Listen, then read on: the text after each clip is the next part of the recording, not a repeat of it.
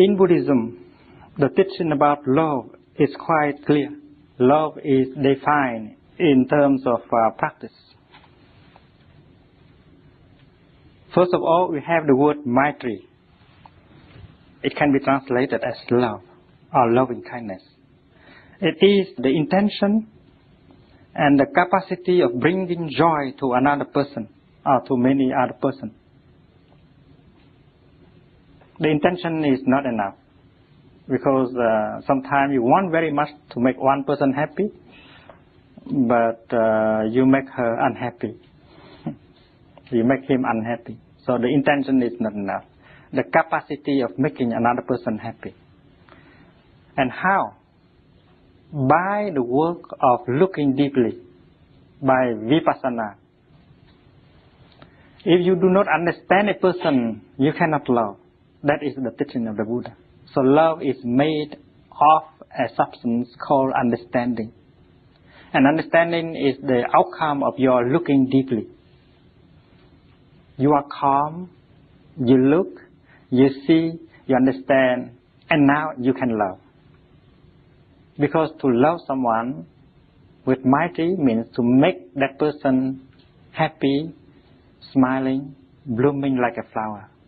And unless you know the nature, the difficulties, the despair, the hope of that person, you cannot bring him or her the right thing that can make him or her happy. And you do that just for the sake of the person you love. You don't say, I do this for you and you have to do that for me. That's not Maitri. That is a kind of trading. It's not love. You do that without any condition whatsoever. The second aspect of love is karuna, the capacity to transform, to remove the pain from another person. The other person step on a thorn and suffer. You come and you remove the thorn and put some balm over it. You relieve her suffering. That is Maitri. And you do that without asking anything in return. And this also requires your power of understanding. And only by that kind of insight that you can begin to love properly. And therefore love in the Buddhist context is a practice. Practice of looking deeply. And not just the intention to make the other happy. Love is action. And the symbol of action is a hand. And when you enter a Tibetan monastery or a Vietnamese monastery, you can see a Bodhisattva with 1,000 arms. It means the Bodhisattva has 1,000 ways of loving. Otherwise, you cannot understand why a Bodhisattva has so many arms. And if you care to look more profoundly, you see that in each arm there is an eye in it. And the eyes means looking deeply to understand.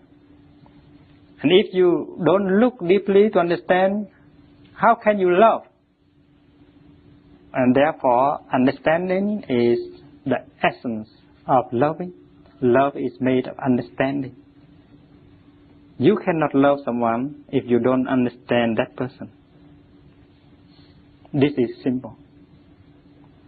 And if you love without understanding, you are making him or her suffer.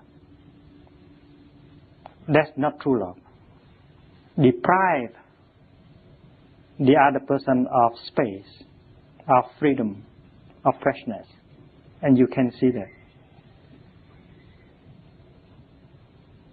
And when the other person is not nourished by love, you will not be nourished by love. When you practice loving kindness, you are the first person who profits from the practice.